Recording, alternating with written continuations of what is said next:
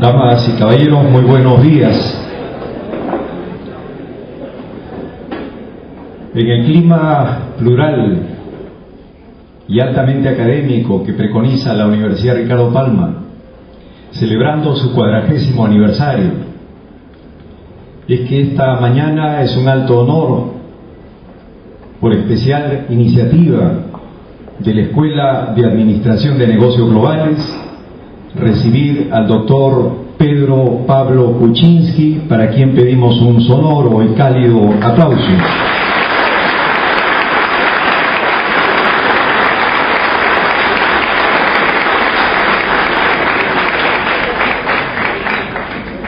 Don Pedro Pablo Kuczynski es conocido por todos nosotros, sin embargo, permítanos reseñar algunos datos relevantes de su biografía personal.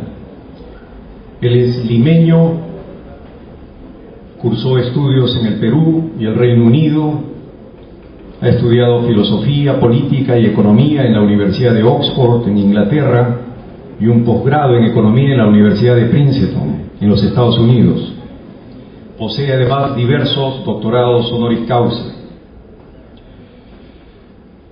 Hijo de dos inmigrantes marcados por su vocación social. Su padre, Maxim Kuczynski, fue un médico alemán de ascendencia polaca, pionero en el tratamiento de enfermedades tropicales, instalado en la Amazonía peruana a mediados de la década del 30. Allí se desempeñó como director del leprosorio de San Pablo. Ello ha hecho posible que Pedro Pablo Kuczynski viva parte de su infancia en Iquitos y Puno. Su madre, Madeleine Godard, fue profesora y lo introdujo en el amor por las artes y la música, que son parte importante en su vida. Pedro Pablo Kuczynski ha desempeñado diversos cargos en el país.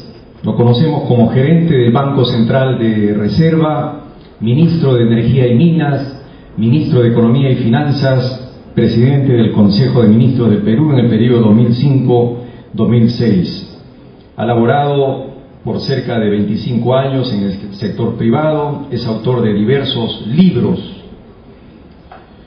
Esta mañana está acompañado por nuestro vicerrector académico, el magíster Roberto Chanchao, nuestro secretario general, el magíster Samuel Gerardo Choque Martínez, los directores de escuela en representación de la Escuela de la Facultad de Ciencias Económicas y Empresariales, el doctor Hugo Durán Chocano, director de la Escuela de Turismo, Gastronomía y Hotelería. Pedro Pablo Kuczynski es toda una personalidad, para nosotros es un honor recibirlo. Él diserta sobre el tema Retos del Perú al 2001 en el nuevo escenario mundial. Rogándole a todos, por favor, apagar sus celulares y con postura académica, tributemos un fuerte aplauso al doctor que diserta sobre el tema citado.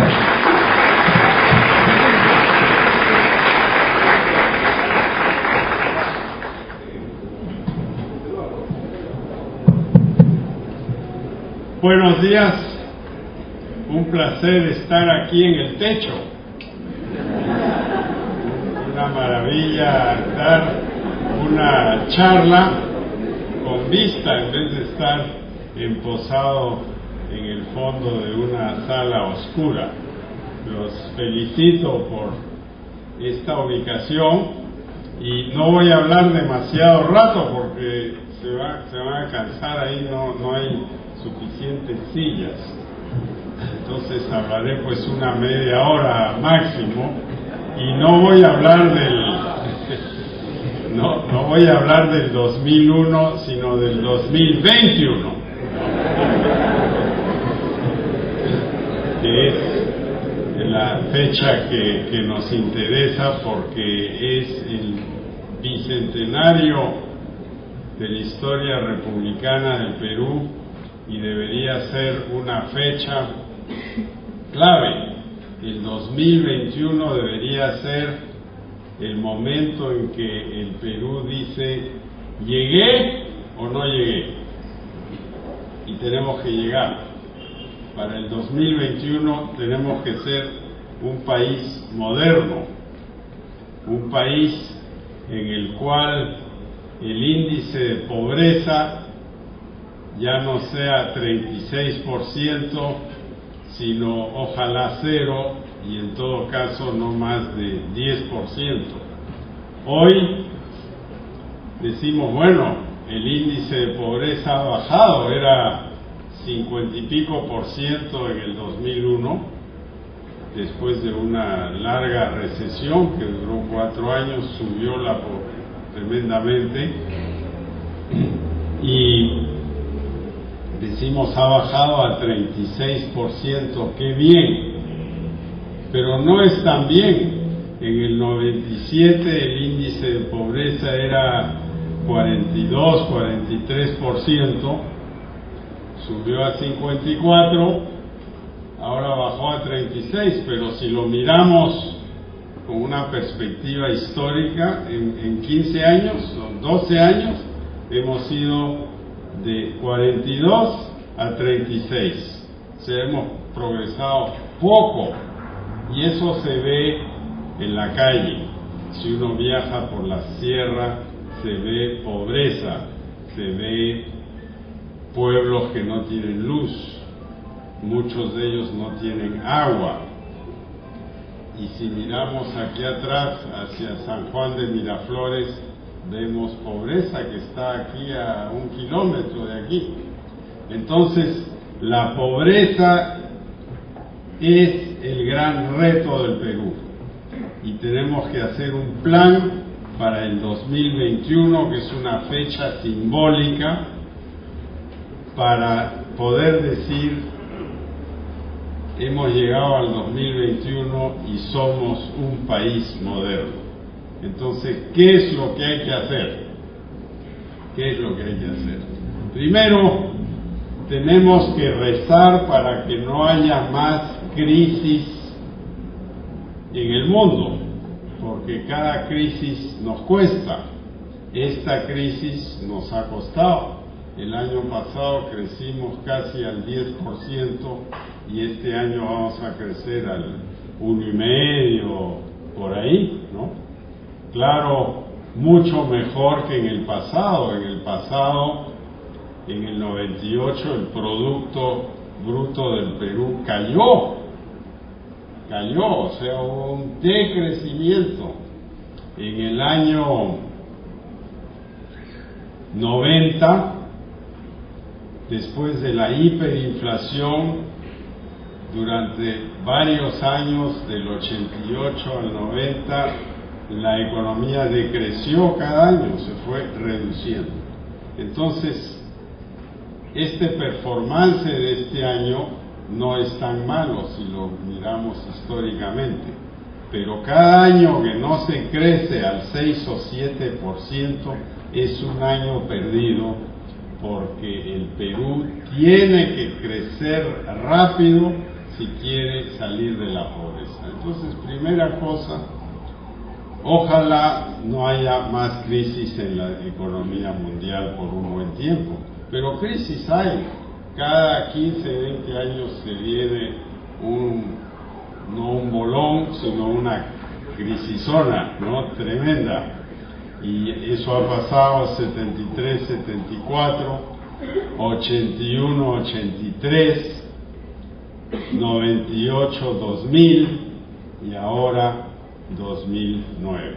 Entonces van a recurrir las crisis, habrán otras, pero tenemos que estar preparados. Y para estar preparados hay que tener la casa en orden. Y por eso hemos logrado sobrevivir esto no tan mal. Tampoco es para dar medallas y congratulaciones, pero no está mal, y eso se debe a que el Perú ha ordenado su casa. La deuda pública, que era 55% del producto en el año 2000, hoy es 24% del producto. Los intereses de la deuda, que absorbían el 2,5, 3% del producto, hoy absorbe un poquito más del 1% del producto. Ustedes habrán notado que en el debate presupuestal que ocurre en esta época del año, ya no se habla de la deuda. Mientras que hay otros países, la Argentina, por ejemplo, donde todo el debate está alrededor de la deuda, que si hay que pagarla, que no hay que pagarla, que era el debate aquí hace 15, 20 años. Eso ya pasó. La inflación también pasó. En el Perú, en los años 70, 80, la inflación se medía cada mes, 2%, 3%, eso significa inflaciones anuales de 60%. Cada mes teníamos que reajustar las tarifas eléctricas, subir la gasolina, líos y más líos. A mí me decía Fernando de la UNDE Terry que cuando él pasara a mejor vida iban a poner en su lápida: aquí yace Fernando de la UNDE Terry gracias a los consejos de Kuczynski.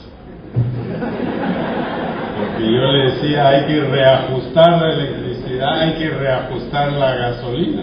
Si no se hace eso, hay escasez. Miren lo que pasa en Venezuela ahora. No hay agua, la ducha de 3 minutos, y además Chávez dice que hay que ducharse 2 o 3 juntos. Bueno, eso depende con quién.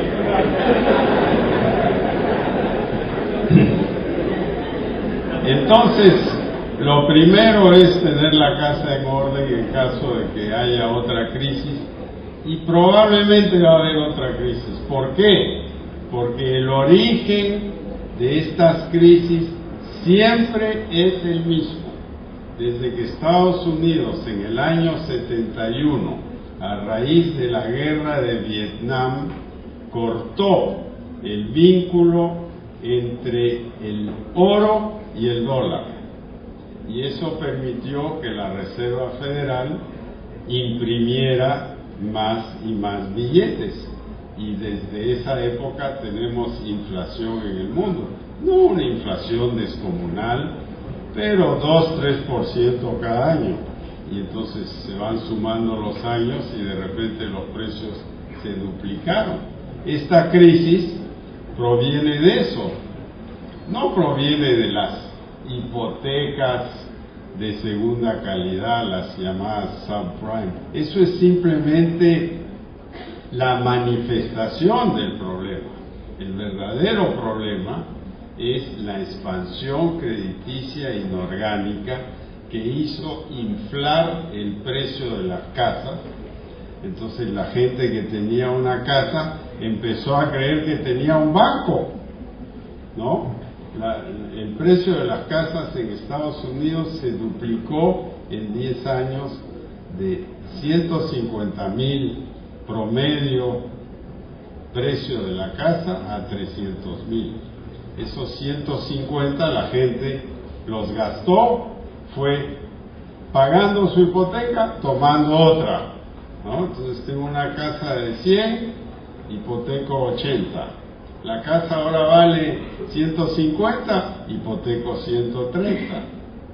Me quedé con 50 que los gasté en vacaciones, Mercedes, lo que fuera, ¿no? Y eso es lo que pasó. Y eso no ha cambiado. Seguimos con lo mismo. Si miramos el balance de la Reserva Federal, o sea, activos y pasivos, los activos han subido en 1,5 trillones en el último año. O sea, la maquinita, que la palabra que usaba Pedro Beltrán, ha estado funcionando a una velocidad galopante, y en algún momento eso pues se va a repartir por el mundo y va a seguir la presión inflacionaria. Y cada vez que hay presión inflacionaria se devalúa el dólar, que es el 66% de las reservas mundiales están en dólares. ¿Por qué? Porque el yuan no es una moneda convertible, el yen sí es convertible, pero es no tan grande dentro de la economía mundial, y el euro, nadie transa muchas cosas en euros. Cuando vendemos polos a Europa, o paltas a España, o espárragos, es tantos dólares por docena, tantos dólares por caja. Las exportaciones se hacen en dólares. Entonces, el dólar sigue siendo la moneda fuerte, y cuando hay presión inflacionaria se devalúa el dólar. ¿Y qué pasa cuando ocurre eso? Sube el petróleo. Sube el petróleo, sube el cobre. Sube el petróleo y la gente compra oro porque tiene temor a la inflación. Y miren a dónde está el oro ahora, $1,140 el día de ayer. ¿A dónde estaba hace 3 años? $350. ¿Quién exporta oro en el mundo? ¿El Perú? Entonces, el oro, el pecado ajeno, nos está salvando, ¿no? Y eso es bueno, ¿no? Eso es bueno para nosotros. Pero regresando al 2021, ¿cómo vamos a llegar ahí? Bueno, ya lo dije, ojalá no haya mucha crisis, pero podemos estar seguros que antes del 2021 habrá otra crisis. O sea, tenemos que estar preparados, tener los bomberos con sus camiones listos. Segundo, tenemos que hacer lo necesario para crecer rápidamente. Ahí estuve leyendo una editorial esta mañana, no recuerdo de quién, que decía, no, hay que crecer al 4, no